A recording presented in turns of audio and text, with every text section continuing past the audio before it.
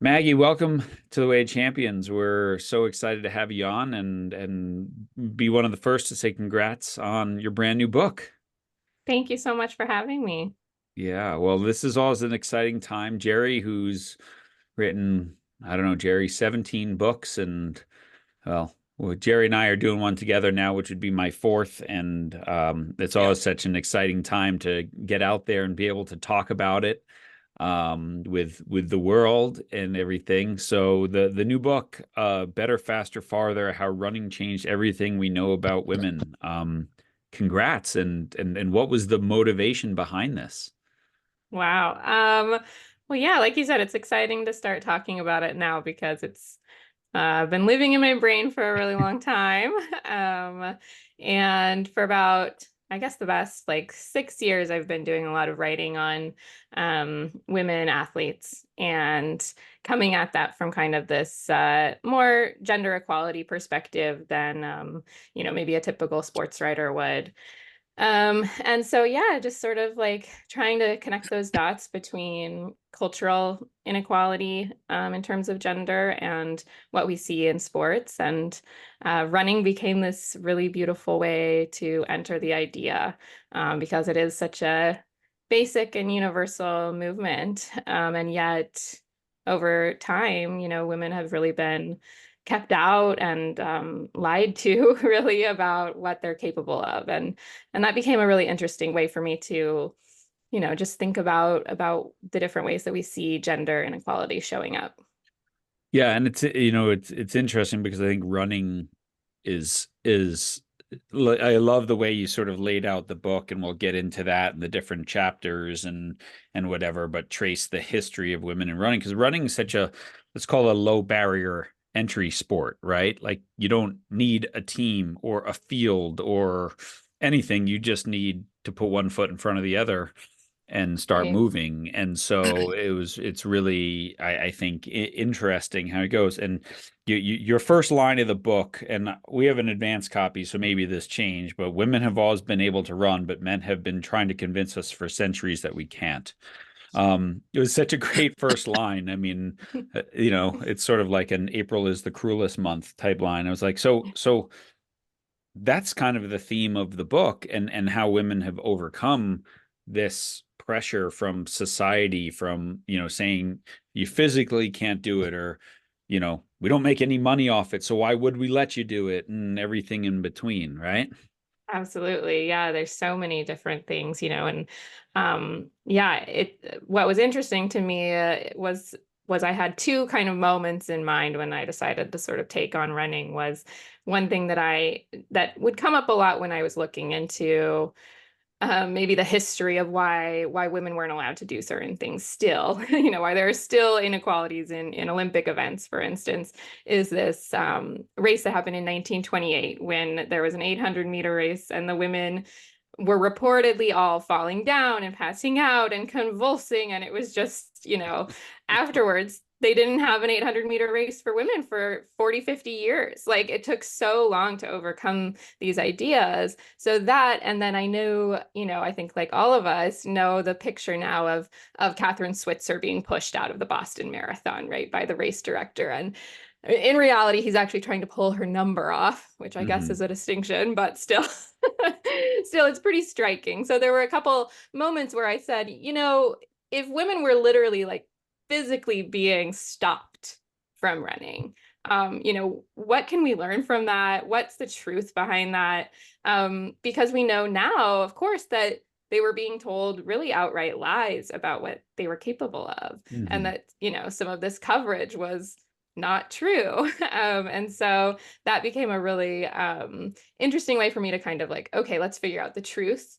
But also like, yeah, look into these women who actually challenged those conceptions. Yeah. Well, what I love, and I'll let Jerry jump in here in a sec, talking about that 1928 Olympics, and just like, maybe you can flesh out the story a little bit more, because it was right that the myth and what was reported world round was women collapsing at the finish line, and some said 6 and some said 11 and whatever. And then you found the actual video, and you discuss like watching this video over and over, like, well, wait, where are the people collapsing? There's nobody collapsing. They're smiling and they're in high fives, and yet it became this myth that because a few male reporters basically turned this into these women almost died, that the sport was banned. So to maybe Yeah. talk about the story a little bit more, because it's, and I forget, I didn't write down the name of the woman, the American woman who was in the race. Yeah, yeah. So that's yeah, it's a fantastic story. So they ran this was the first year in the Olympics that women were allowed to have hold a track team at all. And they ran a 100-meter race and this 800-meter race and I think a 100-meter relay. And the 800-meter race was kind of going into it. There was a lot of skepticism. And because this was a period in which there was a track governing body, but women were actually not running this length of race any regularly, like it wasn't sanctioned. And so it was kind of an interesting choice that they decided to put an 800-meter race in at all. And, some people kind of think that it was sort of set up to show that maybe we don't want women in the Olympics at all. Like maybe Mhm. this is going to be too strenuous. So there was sort of this idea going in, there's a lot of media coverage like that's sort of riling people up before it starts, like, oh Mhm. goodness, what's going to happen to these poor women that are being forced to run so far? And so, so in some ways, it's not so surprising that then the media reports about the final were so overblown. But still, yeah, I mentioned several of the actual quotes from articles that were reporting what happened, and yes, they're all a bit different, which is one Mhm. one kind of hint that we can start to question the Yeah. validity there. Um, but yeah, very hyperbolic, very vivid imagery of women kind of collapsing and not doing well and needing to be revived and things like that, including the one American girl who made the final. Um, her name was Florence McDonald, and she Yeah. was an 18-year-old high schooler. She graduated that spring and made the Olympics just kind of on a fluke because at the time, no one was a professional, of course, and girls especially were only really getting into sports like running if they were maybe parts of community organizations, neighborhood organizations. Hmm. Florence was actually discovered at a Scotch Games in the Boston area Yeah. because her family was Scottish, and she was one of those who was in the final and who was claimed in some of these articles to have lost consciousness after Right. running 800 meters. Yeah. But the reality was that actually everyone in that final broke the world record for the 800-meter race that Right. stood at the time. They actually all ran a great race. And yeah, when I ended up looking, I actually found that the IOC holds a lot of archival material, and Yeah. including videos from 1928, which is pretty surprising. Yeah. And watching this, it wasn't only that nobody collapsed. One person, it did look like tripped over the finish line, as happens sometimes still today, very Hmm. commonly. But also that trip appeared to be stitched in from a different race. So there Right. was also like this idea of, okay, was there actually someone at some point trying to make this point almost via Yeah. doctoring footage? Um, and the really fantastic thing that I'm so glad I was able to find and put in the book is that Florence McDonald, she lived well into her 90s. I was able to speak to her son, and she had actually given an interview in her nursing home in Florida in 2001, I believe. Mhm. And she was able to finally say, none of that happened. Yeah. That was all made up. I was there. Yeah. And that's, which brings me to one of the big points of the book too, is, we hardly ever heard from these women, Yeah. from them specifically, right? their voices were often just not Yeah. included in these stories. So it was great to be able to give Yeah. her a little bit of a voice there. Yeah. Yeah. Jerry, were you going to say something? Oh gosh, yeah. I mean, I opened up a whole area of interest for me. 1972 was a big year for women. It didn't quite do it enough. We Mhm. needed a few more years, right? But we had Mhm. Title IX, and 2 years later, my dissertation title was rejected. I don't know how many times. I was writing my dissertation because the powers to be said it wasn't relevant. So I'll tell you the title. The title of my dissertation was Mitigating Gender Bias in 10th grade in 5th grade youth, girls and Wow. boys, right? This is 1974. Wow. So yeah, I always caused trouble. I was always causing trouble. uh, so I anyway, love that. I wound up getting it published. But I think my point is, you know, what I found out, it was is a wonderful study, and I found out that well, I would say that these young kids found out that regardless of whether you're male or female, regardless of your gender, I mean, you can become a doctor or a Mhm. nurse. I mean, you can be a boy and still be a nurse. You could be a girl and still be a doctor. And Mhm. I proved that to be true. And we ran this program. And after the program, we did a post study, collected data after the fact, after the program, and we found out indeed that kids can learn at an early age, you know, that they're not limited. Um, all this to say, there's a lot of people out there that are going to argue, even with me right now, saying, you know what, boys and girls are not equal. I don't think they're getting it. You know, Mhm. all I was trying to say is I want to have an environment, I want to have a world where people see the equal opportunity. I want the opportunity to be able to compete. I want the opportunity to show what I can do. Uh, as a woman today, tennis athlete, if I'm a woman tennis athlete, the best in the world, I'm going to fill every seat in Wimbledon. Every seat will be filled and people will pay the same price. Yeah. Exactly. You know, so I want equal opportunity, and I'm not concerned about equality because I know men and women are not equal. Thank God we're not. But what do you say to those people out there that are still in the dark, trying to think that what we're preaching about is being having equality? You're nodding yes, and Mhm. I know you want to jump in here. I'm going to stop talking because you have a lot of good things to say. Oh, Jerry, well, that's like I love that story so much because, I think there's been one of the great things about writing this book was seeing all of the people, over the past 150 years who have been taking this issue up and have been saying, why are we doing this way? Um, and there's been so many, and you're totally right. The 70s was an incredible period of time for that. And Yeah. I will say, that at different points, when my mom grew up, uh, she was born in 1955.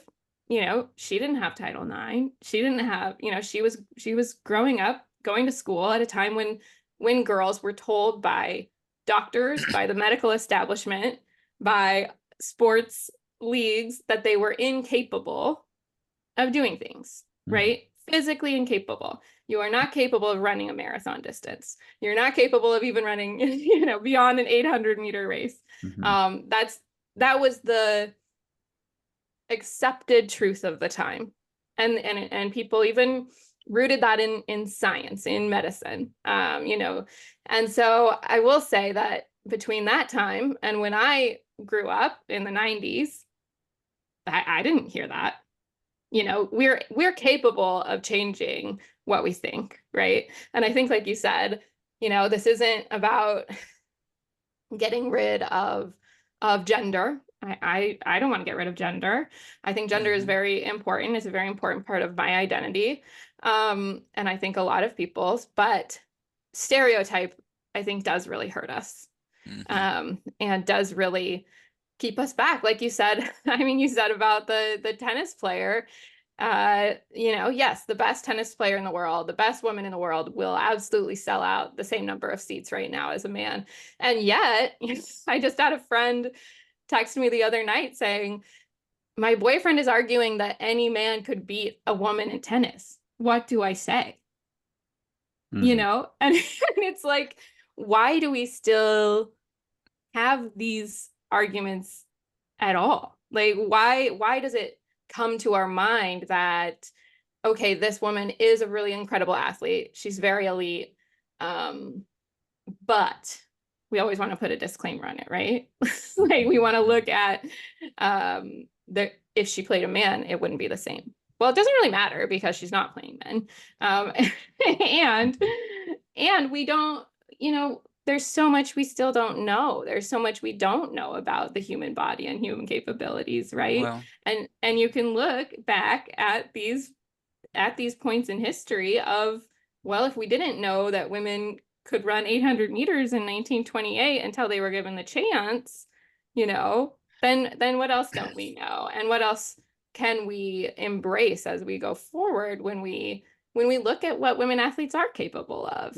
yeah. What's Well, there. interesting, what's interesting is you know, like you tell obviously the Roger Bannister story and sort of this paradigm shifting moment of the human body is not capable of running a 4 minute mile, and then someone does Yeah, it, and then right after that, a lot of people break the record, right? And so, yeah.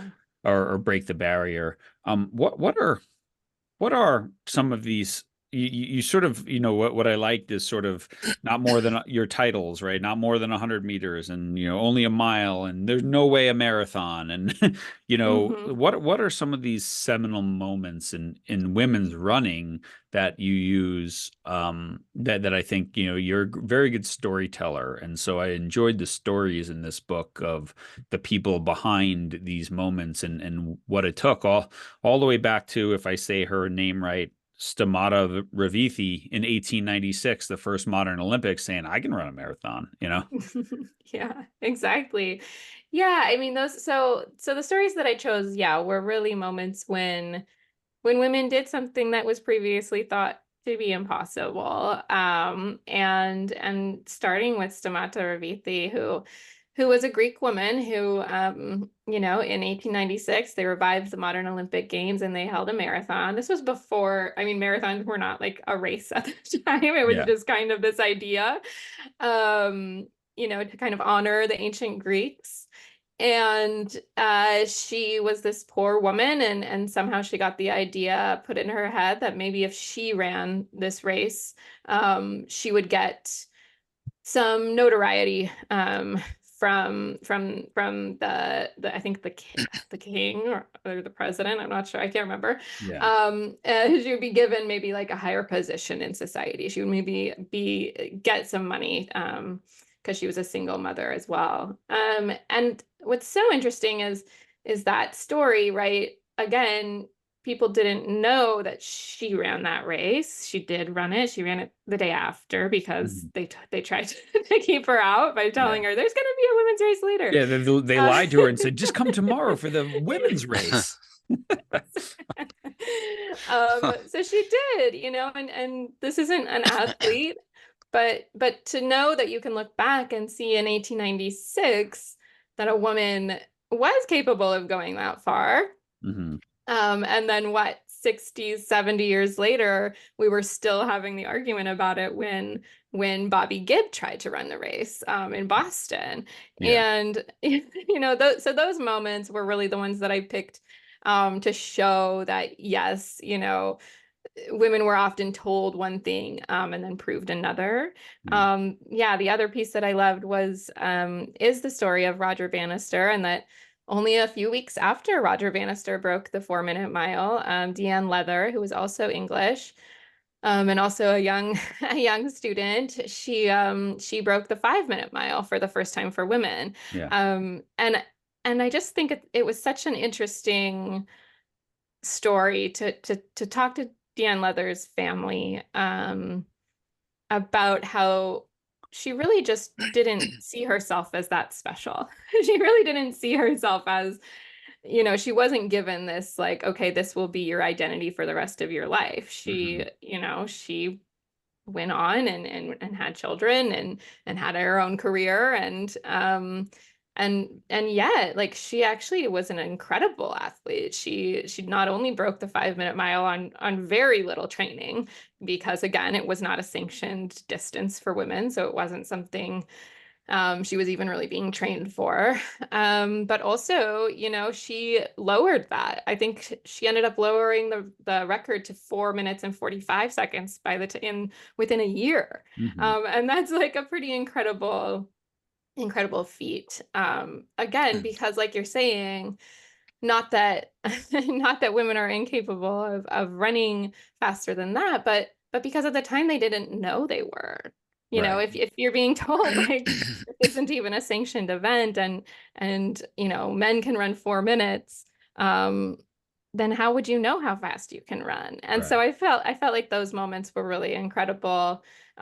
Similar with Bobby Gibb running the Boston Marathon, you know, she just kind of did it because she wanted to prove that women could do it. And she was also a really incredible athlete. Like she actually Yeah. got great times in the Boston Marathon, Yeah. again, not being any kind of, you know, she didn't have a coach, she wasn't being trained, you know, nothing like that. And so I think a lot of these moments, yeah, really stuck out to me just for showing how mentally strong and the grit you have to have just to kind of try to do something that you're told you Yeah. really can't do. Well, I Jerry, think, I want to say to you and kind of bring you in here because so on this podcast, Jerry's the marathoner, right? Mhm. Jerry's the runner. His best marathon time and my best marathon time, he would have finished, gone home, had a meal, and took a shower, and came back to greet me at the finish line. So, you know, but Jerry, like when you were competing, right?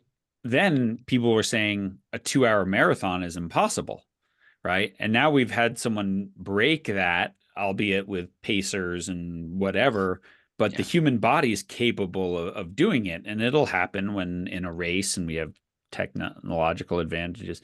But I mean, like when you were competing, right, there was these paradigms, these mental barriers of you can't do that, that, you know, you're, I'm sure we're told no one will ever run under 2 hours for a marathon. hmm Well, you know, you're talking about Roger Bannister. I have so many stories here too, but you talk about Roger Bannister. What really happened was the world could no longer believe it was impossible to run sub 4 minutes. Now the world has thought it's impossible to run sub 2 hours. Well, guess what? Now we can't believe that anymore. And it's no different for women because Mhm. they'll be given messages. You can't do this. Anytime you hear I can't, you know, it's like, okay, watch me. And I think we see that a lot with women. I think one of the most courageous stories, and it happens to be a woman, was Wilma Rudolph. I Mhm. mean, she had polio, Mhm. and the doctors told her point blank, you'll never walk again. You'll never walk. To say nothing about winning 3 gold medals at the Olympics, you Yes. know? So much for you can't do it. And I think that, you know, what I want to do, John, is and Maggie, is I want to come back to that because I know, I just intuitively know there are people listening to us that, and you know, gosh, I don't know how to say that. I don't want to insult anybody, but we're not talking about equality here because men and women, thank God, again, are not equal. I love women for what they offer, and I love men for what they offer. And feminine and masculine are very different animals. And so what we do is we start to box people into this idea of, you know, we have to have equality. No, we don't have equality. You know, the thing is equality. Uh, okay, so here's an example.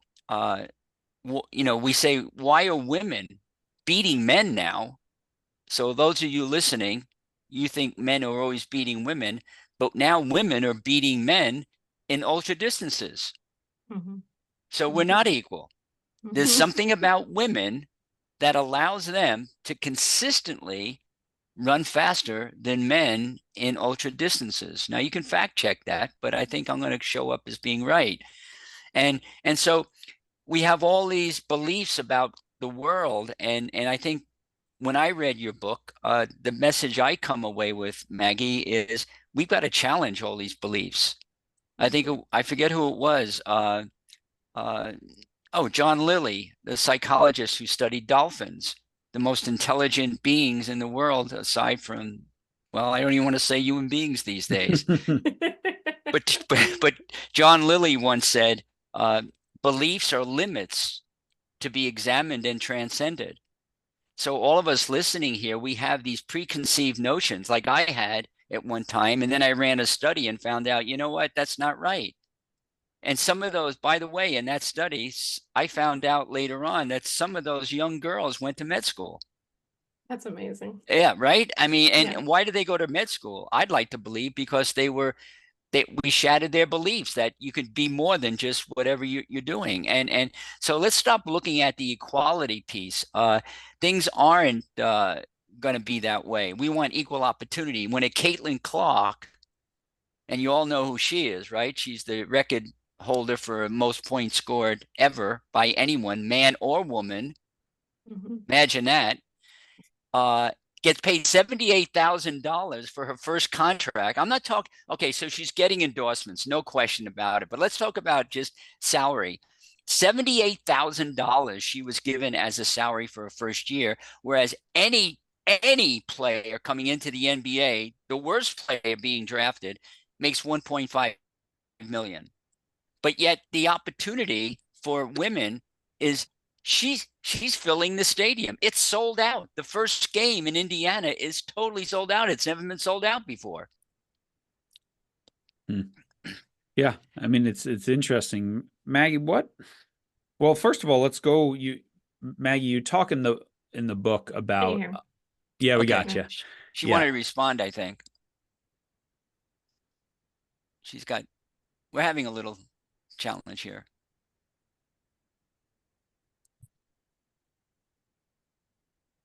Yeah, exactly. I think the Caitlin Clark example is a really great one.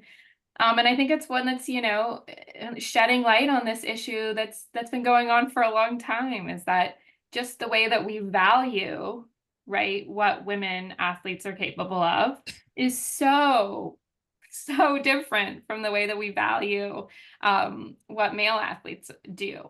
And we've seen that play out in many different ways. We saw the fight for equal pay for the U.S. national team. And what I think is so interesting about this is that, there's, of course, there are financial and business and investment reasons for different salaries, and especially between WNBA and NBA. The WNBA is a much younger league, they haven't been around as long. However, when you see a difference that's that huge for people doing the same thing, right? We have to question why our society values women's sports so much less. And like you said, for doing things that are just as impressive, if not, maybe it's more impressive that she was able to break that scoring record in college as a female athlete, because she was probably not expected to, right? And what expectations did she go into her basketball career with? And we're really seeing the first generation of girls joining the WNBA that grew up knowing they could play professional basketball as a career. This is the first generation that's done that. And so how has that changed, the way they've trained throughout their lives, or the opportunities they've been given, the scholarships they've gotten? So we're really just not on an equal playing field, like you've said. We also, yes, have different biologies, although I think also all humans have different biologies and different capabilities.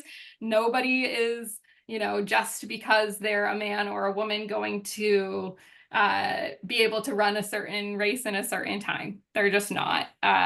These are all kinds of different things. And like you're saying, I think equal opportunity is a great way to look at this. But also just appreciating and valuing what we see when it's impressive, without having to qualify it or compare it to a man. Like, I think that that's just a really harmful thing to do. We wouldn't like do that in other industries, right? We wouldn't say, oh, this writer is so great. Like, her book was so amazing. But I wonder, what if, like, would a man have been able to do this? Like, we don't do that. We don't say, but she can't do what a man can do. Like, we just let it live as what it is, as Mhm. something, beautiful and impressive and human. And I think if we looked at sports more like that, we would probably be in a healthier place. But I mean, I think we all like we're moving in that direction, right? Mm, Caitlin Clark selling out basketball arenas and other amazing players there too, right? She's just going to turn the spotlight on other players who are already incredible, right? exactly. Yeah. But I mean, I was in Spain 2 years ago and took my boys soccer team to Barcelona women, 60,000 people at Camp Nou against Roma in the Champions League, and Yes. the soccer was incredible, and the atmosphere was incredible. And they're like, whoa. And we just had Angelia Huclis Mangano on the podcast. She's the GM of Angel City. They've sold out every game, Yep. and what they're doing there, and these women's Amazing. sports franchises that are worth now tens of millions and soon to be hundreds of millions. I mean, I think the people who like to make money realize that if you put some marketing behind women's sports, you're going to make money, Mhm. and it's a lot cheaper to get in the door to buy a women's pro soccer team or basketball team, and your opportunity to 20 times your money is far greater because people actually want to watch. And again, it's like it stands on its own. Like, who cares Yeah. what it's like? I mean, to watch Barcelona women play soccer is one of the most beautiful soccer games I ever got to see. So Mhm. who cares that it wasn't men or they couldn't beat the men? It doesn't matter. It doesn't Yeah. matter. It's still beautiful soccer. It's actually kind of more fun because they're not all yelling and gaming the referee.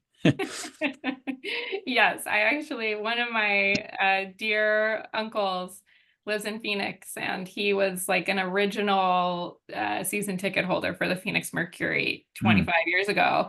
And everybody thought he was nuts. Like, he was this huge basketball fan. He had had tickets to the Sun, and he changed. Like, he was like, yeah. I don't want to watch the men anymore. Like, this is such a Hmm. more interesting game to me Hmm. because, again, like, they're not so, maybe, I don't want to say like violent or swearing, because I think women can do that too, but like, but it is a different mentality you're bringing to the game, Hmm. especially as a woman athlete now, when you are playing with something different to prove as Hmm. well. Hmm. Um, so we had maybe a year ago Lauren Fleshman on the podcast when her Yeah. book Good for a Girl came out, and there's been a series of books like yours really exploring this, and Lauren's book was talking about her career and the ups and downs and some of the things she faced, but also was really an eye opener on some of the differences. She really highlighted, hey, we're basing women's training on the same training program as a man. We're basing women's racing schedules on the same program as that. We're basing women's development on same thing. And one thing that she had in that book, which really has stuck with me as someone who coaches a lot of high school athletes, was like, when boys tend to hit puberty and all the testosterone kicks in, they tend to just go on this fast upward trajectory, whereas women tend to plateau Mhm. for 6 months to 3 years even. But if they get through that plateau, then they go back on this trajectory. And yet, if you're basing your coaching on male is the standard, and so you're supposed to hit puberty and go, and then you have women dealing with these really huge body changes and they're struggling, you have to coach differently. And so maybe just talk about in your book, what are some of the things that you're now seeing um, on the science standpoint? Like, what's the research that's being done? And maybe they haven't even announced it yet, to say, well, let's look at the differences between male and female athletes so that we can provide better environments for our female athletes. Yeah, yeah. There's a lot of that in the book is just this idea that, because for so long women were told, well, your bodies are just not capable of this, so we're not even going to really look into it, and we don't have to worry about it because we're just keeping you out anyway. Mm-hmm. That then, yeah, when more women did start to become more active and play sports and running in particular, they were just kind of thrown in. And especially in running, there's a lot of stories if you look at, especially in the kind of 70s, 80s, 90s, if you were a really good girl, if you were a talented girl runner, you were often just put on the boys' team. You were training with the boys, because that was considered, maybe the coach was better, maybe they thought you'd have more competition up there, etc. And in a lot of ways, that is proving to be pretty harmful. Not because there's anything wrong with running with boys. I think a lot of track and cross country teams do train together these days. And I think that can be really beneficial. But if you're not looking at it from a coaching perspective, as these bodies are in different rates of change, different ways of changing at this moment, especially if you're looking at teenagers, then there's a lot of harm that can come. And a lot of that has been proven out in the rates of things like RED-S, the relative energy deficiency syndrome. So there's been a lot more studying done on that and the reasons that maybe so many female athletes were losing their periods for so many years, and that was just seen as normal. I think a lot of women of my generation grew up thinking like if you were an athlete, if you played a lot of sports, that probably would just happen to you. And now, we're really finally seeing a lot more research done on what the effects of that are and the reasons. And what I want to point out too is that I think when some of this research was first being presented, it made it sound like women just weren't capable of being athletes, right? Like that we were especially fragile, or we were going to have all of these especially high risks if we're training too hard. Like, the period's going to go away. They might get an eating disorder. They're going to be breaking more bones, et cetera, et cetera. And in reality, it's this idea that actually they just need to be trained differently. They need to be taught at that point in their lives, especially that, fueling is like the most important thing. And that like we really need to make sure that bodies are getting what they need to then expend all of this energy.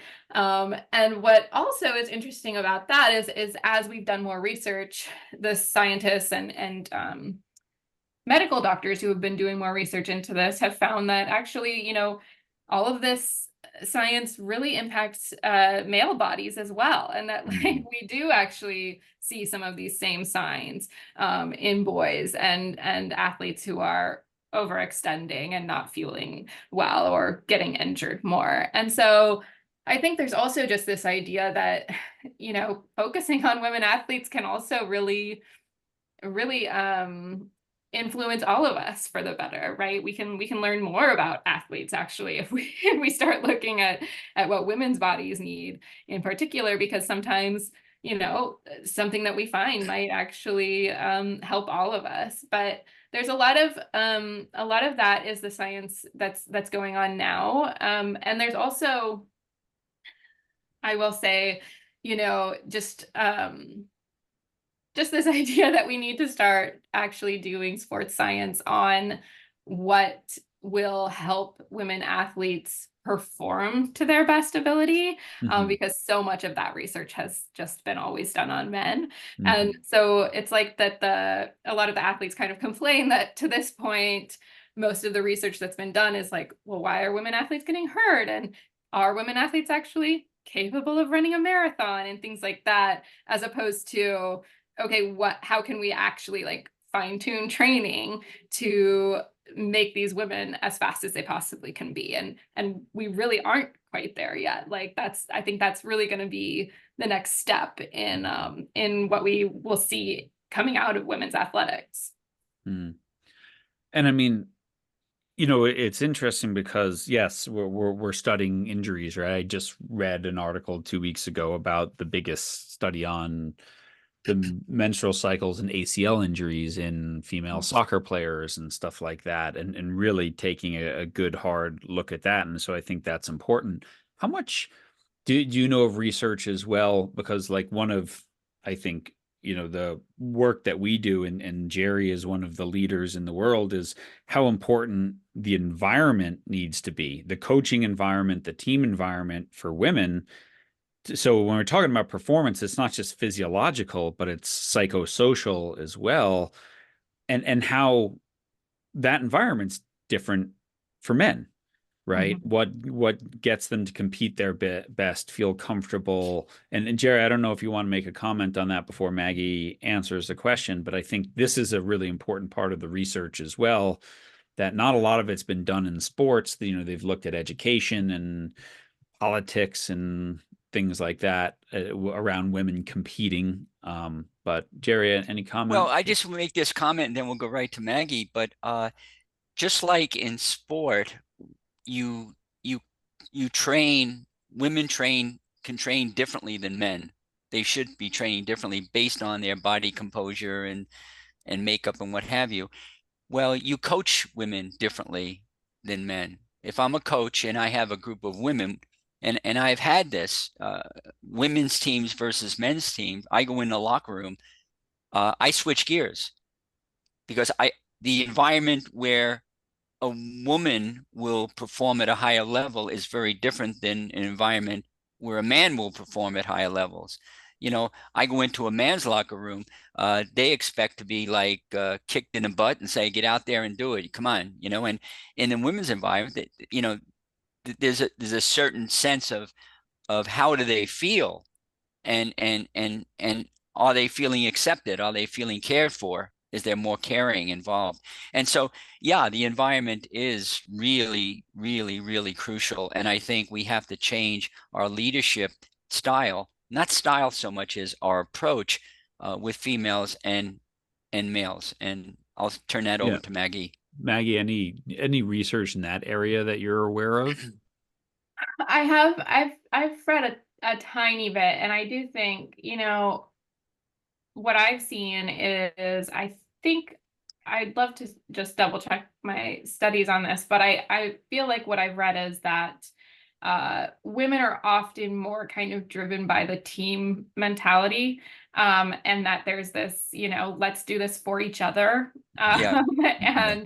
and that can be, something that's a lot more motivating. And what's interesting about that is, even in running, which is often a very individual sport,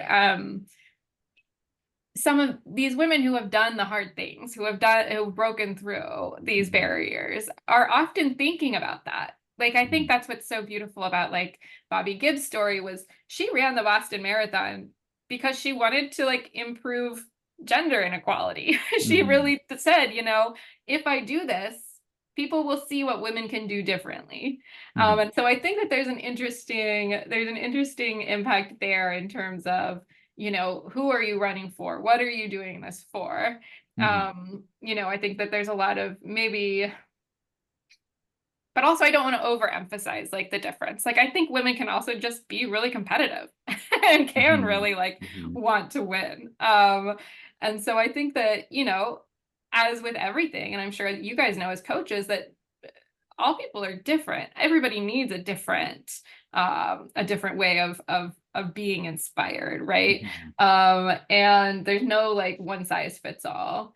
Yeah. At the same time, I think what's really important for coaches of girls is to be aware of signs of eating disorders, of signs of over dependency on exercise, of feeling that this is not good for their mental health at the moment. So like seeing those kinds of signs, which it turns out, you know, even though some of this research on red S and the female athlete triad and stuff have been around for decades, a lot of coaches are still unaware and trainers are still unaware. And so I think that those things are like the number one priority, is to make sure that all of our athletes are safe and are practicing in a way that's good for their bodies and their minds. Yeah. And I think it's again, like this thing that has stuck out for me as well, right? We've all seen the 12 to 14-year-old boy or girl who goes through a growth spurt and turns from this beautiful, elegant athlete into a baby giraffe, Yeah. right? That nothing's working together, right? And that happens for both. But then, you know, that boy that all of a sudden really quickly just goes swoom, and the girl who just continues to struggle with her body until she figures it out and then goes whoom. Yeah. And just that, you know, anyone, especially males coaching females, going, you're just going to have to be patient. Like, Yeah. just be patient, and how you need to be encouraging and how discouraging that could be for someone who always felt great about how they move, and all of a sudden my brain's going here and my body's doing this, and so it's important. We're coming towards the end here. I wanted just two things. I want to give you a chance to give your book a shout out and where people can get it and the release date and all that, but also anything that you wish we would have asked you, or any final comments that you want to make before we kind of tell people how to get better, faster, farther. No, this has been really lovely. It's so nice to talk to coaches and people who are interested in this. And again, like I guess I think one of the other major points of the book is just that everyone should have the opportunity to run or do the sport that they feel called to, and putting limits on ourselves, especially because of sex or gender, is can be really harmful. And I just want everybody to have those opportunities that we can see what our bodies are capable of, because I think that's a really moving and important part of being human. Awesome. Can I open up something that might take another 2 hours, but we'll cut it short in 1 minute? John, I see your face is getting really worried. Oh my God, Jerry, please. Well, Maggie's this amazing volunteer, and she told us she has to go volunteer at a kindergarten. And so I know, but I if just I need was to a make, kindergarten teacher, I yeah, would want to make sure my volunteers showed up on time. yeah. But we have 10 o'clock cutoff here. But if we're looking at running, the body of a man running 100 meters is the male body is built for 100 meters. The female body is built for 100 miles. Mm-hmm. And you're nodding yes, so you agree with that. I don't know. I do think it has a lot to do with body composition.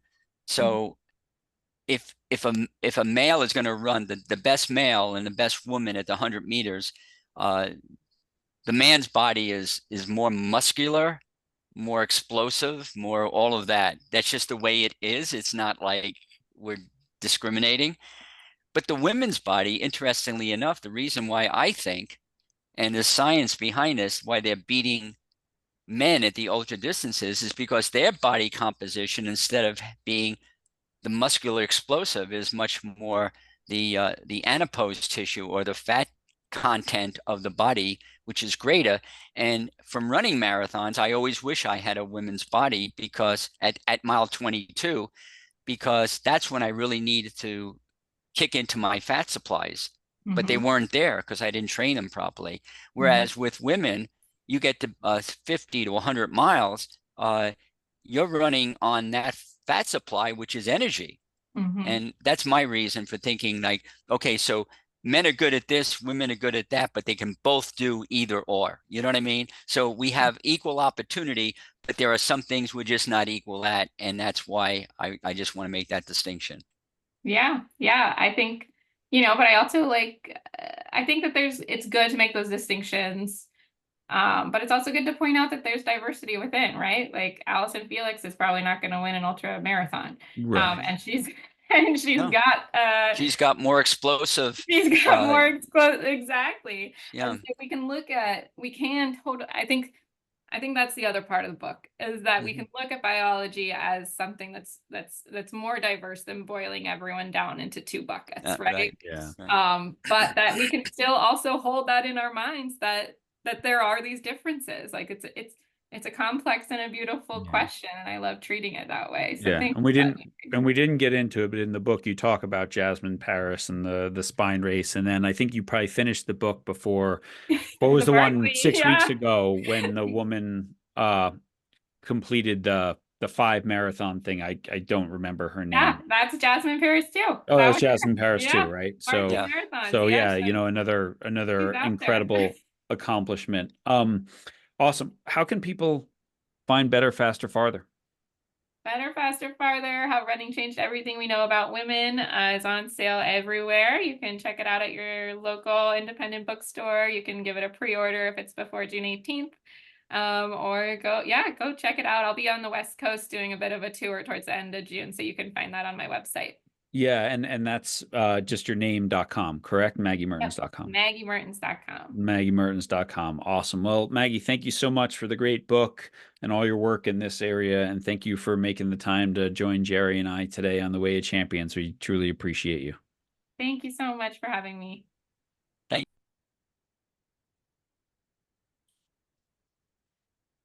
Well, thanks to Maggie Mertens for being on. Again, the book is Better, Faster, Farther, How Running Changed Everything We Know About Women, available every place you buy books as of June 18th, 2024.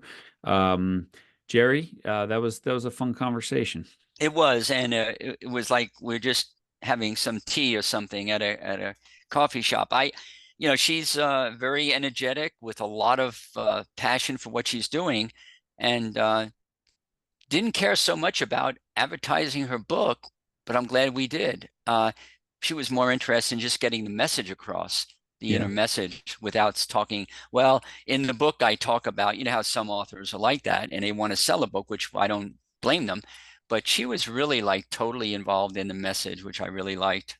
Yeah, well, she's a really fun storyteller. And so in the Yeah. book, she tells, the stories of, Stamata Ravithi in the 1896 to, you learn the history of these things, to that 1928 Olympics that we talked about in the beginning, to Paula Radcliffe winning the New York City Marathon 9 months after giving birth, to Jasmine Paris and her winning Yeah. races as an ultra marathoner and everything like that, and everything in between. So I think, she Yeah. talks about Mary Kane and Kara Yeah. Goucher Yeah. and so much more. So some really great stories in there that she uses to sort of highlight different points as well. And that's what I really enjoyed about the book.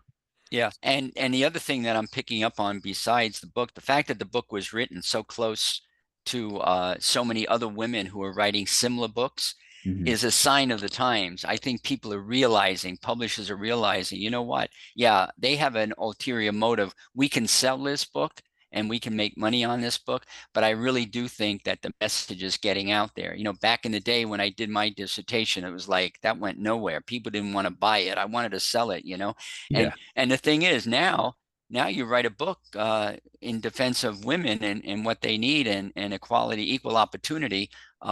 There's a good chance it's going to get picked up by a company. Yeah, yeah, awesome. Well, thanks everyone for listening again. Thanks to Maggie Mertens. MaggieMertens.com is her website. And we'll put all that stuff in the show notes, as well as, we'll just put the Amazon link for the book. And you can grab it there. Thank you to Sprocket Sports. Thank you to all of our Patreon podcast champions.